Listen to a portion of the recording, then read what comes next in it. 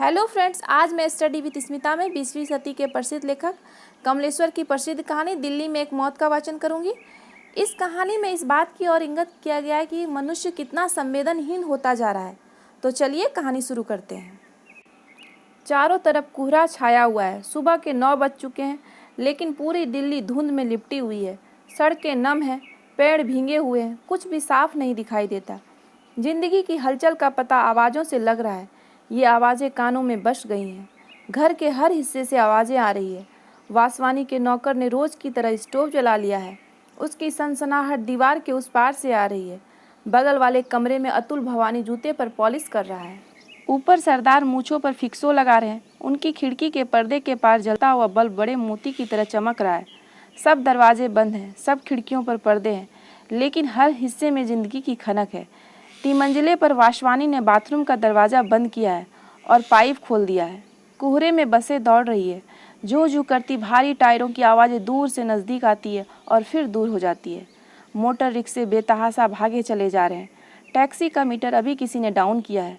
पड़ोस के डॉक्टर के यहाँ फ़ोन की घंटी बज रही है और पिछवाड़े गले से गुजरती हुई कुछ लड़कियाँ सुबह की शिफ्ट पर जा रही हैं। सख्त सर्दी है, सड़कें ठिठुरी हुई है और कोहरे के बादलों को चीरती हुई कारें और बसें हॉर्न बजाती हुई भाग रही है। सड़कों और पटरियों पर भीड़ है, पर कोहरे में लिपटा हुआ हर आदमी भटकती हुई रूह की तरह लग रहा है। वे रूहें चुपचाप धुंध में समुद्र में बढ़ती जा रही है। बसों में भीड़ है, लोग ठंडी सीटों पर सिकुड़े बैठे हैं और कुछ लोग बीच में ही ईसा की तरह सलीब पर लटके हुए हैं, बाहें पसारे। उनकी हथेलियों में कीले नहीं, बस की चमकदार छड़ें हैं और ऐसे में दूर से एक अर्थी सड़क पर चली आ रही है। इस अर्थी की खबर अखबार में है, मैंने अभी अभी पढ़ी है। इसी मौत की खबर होगी। अखबार में छपा है, आज रात करोल बाग के मशहूर और लोकप्रिय बिजनेस मैग्नेट सेठ दीवान चंद की मौत इरविन अस्पताल में हो गई। उनका शव कोठी पर ले आया गया है। कल सुबह 9 बजे उनकी अर्थी आर्य समाज रोड से होती हुई पंचकुइयां शमशान भूमि में दाह संस्कार के लिए जाएगी और इस वक्त सड़क पर आती हुई यह अर्थी उन्हीं की होगी। कुछ लोग टोपियां लगाए हुए, मफलर बांधे खामोशी से पीछे पीछे आ रहे हैं। उनकी चाल बहुत धीमी है। कुछ दिखाई पड़ रहे हैं, कुछ नहीं दिखाई पड़ रहा है, पर मुझे ऐसा लगता है कि अर्थी के पीछे कुछ आदमी है। मेरे दरवाजे पर दस्तक होती है। मैं अखबार एक तरफ रखकर दरवाज़ा खोलता हूँ।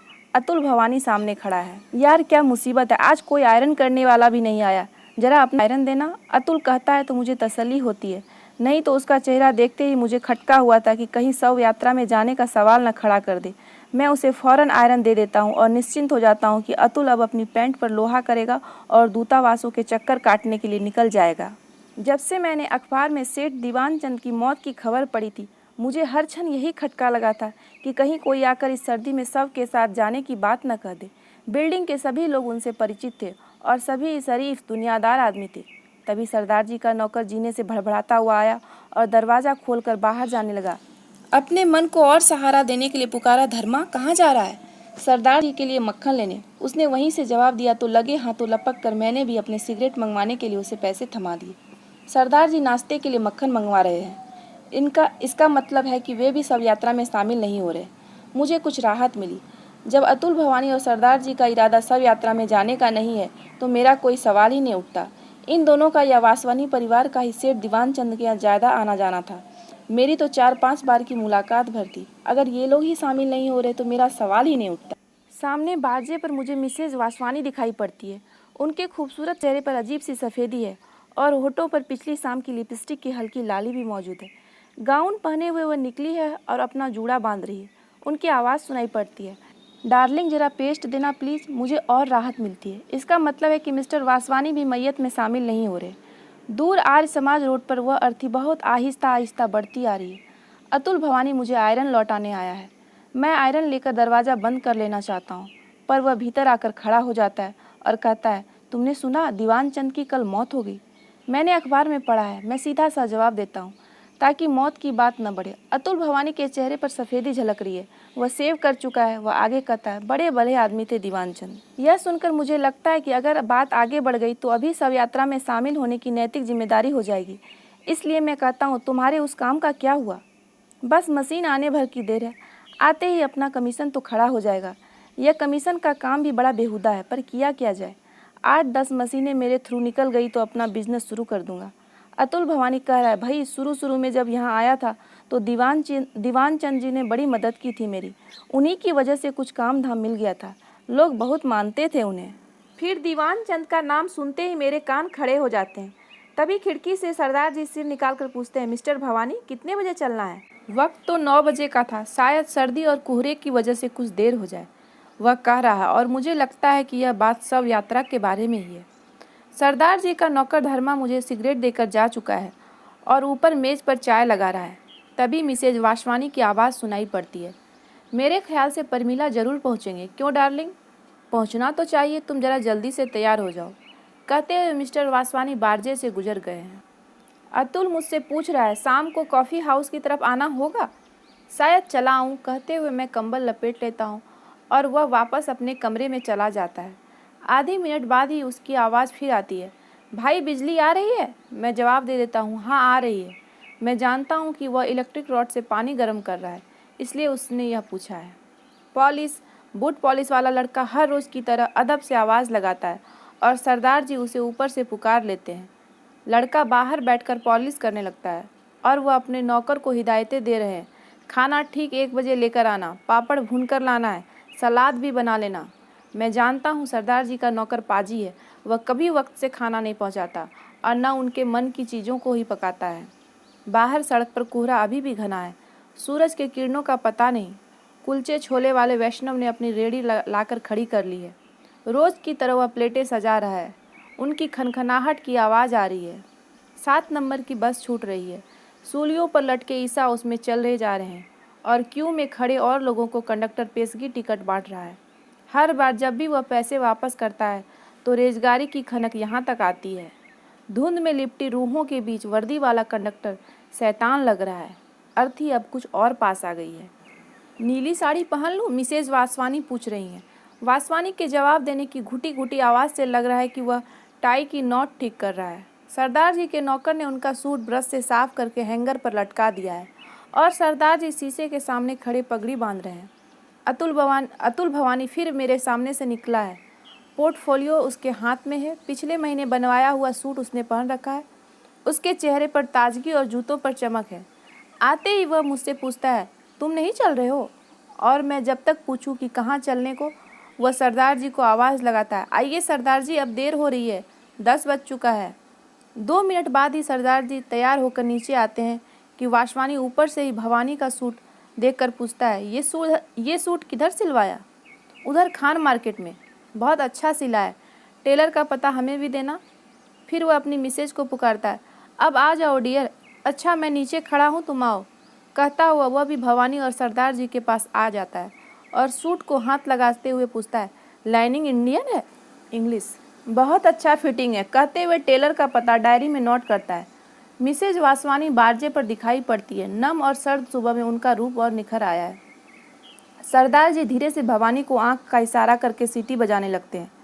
अर्थी अब सड़क पर ठीक मेरे कमरे के नीचे है। उसके साथ कुछ एक आदमी है, 1-2 कारें भी है जो धीरे धीरे रेंग रही है। लोग बातों में मशगूल हैं। मिसेज वासवानी जूड़े में फूल लगाते हुए नीचे उतरती है तो सरदार जी अपने जेब का रुमाल ठीक करने लगते हैं और इससे पहले कि वे लोग बाहर जाएं, वासवानी मेरे से पूछता है, आप नहीं चल रहे? आप चलिए, मैं आ रहा हूँ, मैं कहता हूँ, पर दूसरे ही क्षण मुझे लगता है कि उसने मुझसे कहाँ चलने को कहा है। मैं अभी खड़ा सोच ही रहा हूँ कि वे चारों घर से बाहर हो जाते हैं। अर्थी कुछ और आगे निकल गई है। एक कार पीछे से आती है और अर्थी के पास धीमी होती है। चलाने वाले साहब सब यात्रा में पैदल चलने वाले एक आदमी से कुछ बातें करते हैं और कार सर से आगे बढ़ जाती है। अर्थी के साथ पीछे जाने वाली दोनों कारें भी उसी कार के पीछे सरसराती हुई चली जाती है। मिसेज वासवानी और वे तीनों लोग टैक्सी स्टैंड की ओर जा रहे हैं। मैं उन्हें देखता रहता हूँ। मिसेज वासवानी ने फर कलर डाल रखा है और शायद सरदार जी अपने चमड़े के दस्ताने उन्हें दे रहे हैं या दिखा रहे हैं। टैक्सी ड्राइवर आगे बढ़कर दरवाज़ा खोलता है और वे चारों टैक्सी में बैठ जाते हैं। अब टैक्सी इधर ही आ रही है और उसमें से खिलखिलाने की आवाज़ मुझे सुनाई पड़ रही है। वासवानी आगे सड़क पर जाती अर्थी की ओर इशारा करते हुए ड्राइवर को कुछ बता रहा है। मैं चुपचाप खड़ा यह देख रहा हूँ और अब न जाने क्यों मुझे मन में लग रहा है कि दीवान चंद की सब यात्रा में कम से कम मुझे तो शामिल हो ही जाना चाहिए था। उनके लड़के से मेरी खासी जान पहचान है और ऐसे मौके पर तो दुश्मन का भी साथ दिया जाता है। सर्दी की वजह से मेरी हिम्मत छूट रही है, पर मन में कहीं सब यात्रा में शामिल होने की बात भीतर ही भीतर कौंध रही है। उन चारों की टैक्सी अर्थी के पास धीमी होती है। भवानी गर्दन निकाल कर कुछ कहता है और दाहिने से रास्ता काटते हुए टैक्सी आगे बढ़ जाती है। मुझे धक्का सा लगता है और मैं ओवरकोट पहनकर चप्पलें डालकर नीचे उतर आता हूँ। मुझे मेरे कदम अपने आप अर्थी के पास पहुँचा देते हैं और मैं चुपचाप उसके पीछे पीछे चलने लगता हूँ। 4 आदमी कंधा दिए हुए हैं और 7 आदमी साथ चल रहे हैं। 7वां मैं ही हूँ और मैं सोच रहा हूँ कि आदमी के मरते ही कितना फ़र्क पड़ जाता है। पिछले साल ही दीवान चंद ने अपनी लड़की की शादी की थी तो हज़ारों की भीड़ थी। कोठी के बाहर कारों की लाइन लगी हुई थी। मैं अर्थी के साथ लिंक रोड पहुँच चुका हूँ। अगले मोड़ पर पंचकुइयाँ शमशान भूमि है और जैसे ही अर्थी मोड़ पर घूमती है, लोगों की भीड़ और कारों की कतार मुझे दिखाई देने लगती है। कुछ स्कूटर भी खड़े हैं। औरतों की भीड़ एक तरफ खड़ी है। उनकी बातों की ऊंची ध्वनियाँ सुनाई पड़ रही है। उनके खड़े होने में वही लचक है जो कनॉट प्लेस में दिखाई पड़ती है। सभी के जूड़ों के स्टाइल अलग अलग हैं। मर्दों की भीड़ से सिगरेट का धुआं उठ उठकर कोहरे में घुला जा रहा है और बात करती हुई औरतों के लाल लाल ओठ और सफ़ेद दांत चमक रहे हैं और उनकी आंखों में एक गरूर है। अर्थी को बाहर बने चबूतरे पर रख दिया गया है। अब खामोशी छा गई है। इधर उधर बिखरी हुई भीड़ सब के इर्द गिर्द जमा हो गई और कारों के शॉफर हाथों में फूलों के गुलदस्ते और मालाएं लिए अपनी मालकिनों की नज़रों का इंतज़ार कर रहे हैं। मेरी नज़र वाशवानी पर पड़ती है। वह अपनी मिसेज को आंख के इशारे पर शव के पास जाने को कह रहा है और वह है कि एक औरत के साथ खड़ी बात कर रही है। सरदार जी और अतुल भवानी भी वहीं खड़े हुए हैं। सब का मुंह खोल दिया गया है और अब औरतें फूल और मालाएं इसके इर्द गिर्द रखती जा रही है। सोफर खाली होकर अब कारों के पास खड़े सिगरेट पी रहे हैं। एक महिला माला रखकर कोट की जेब से रुमाल निकालती है और आंखों पर रखकर नाक सुरसुराने लगती है और पीछे हट जाती है। और अब सभी औरतों ने रुमाल लिए हैं और उनकी नाकों से आवाज़ें आ रही है। कुछ आदमियों ने अगरबत्तियां जलाकर सब के सिरहाने रख दिए। वे निश्चल खड़े हैं। आवाज़ों से लग रहा है कि औरतों के दिल को ज़्यादा सदमा पहुंचा है। अतुल भवानी अपने पोर्टफोलियो से कोई कागज़ निकालकर वाशवानी को दिखा रहे हैं और मेरे ख्याल से यह पासपोर्ट का फॉर्म है। अब सबको भीतर शमशान भूमि में लाया जा रहा है। भीड़ फाटक के बाहर खड़ी देख रही है। सोफरों ने सिगरेटें या तो पी ली या बुझा दी और वे अपने अपने कारों के पास तैनात हैं। शव अब भीतर पहुंच चुका है। मातम पुरसी के लिए आदमी और औरतें अब बाहर की तरफ लौट रहे हैं। कारों का दरवाज़ा खुलने और बंद होने की आवाज़ें जा रही है। स्कूटर स्टार्ट होने हैं और कुछ लोग रीडिंग रोड बस स्टॉप की ओर बढ़ रहे हैं।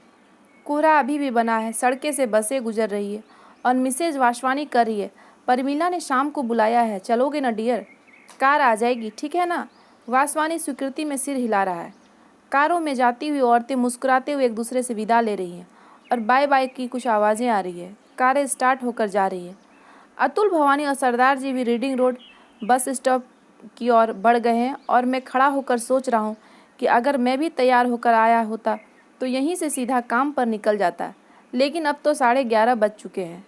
चिता में आग लगा दी गई है और 4-5 आदमी पेड़ के नीचे पड़ी बेंच पर बैठे हुए हैं। मेरी तरफ वे भी यूं ही चले आए हैं। उन्होंने ज़रूर छुट्टी ले रखी होगी, नहीं तो वह भी तैयार होकर आते।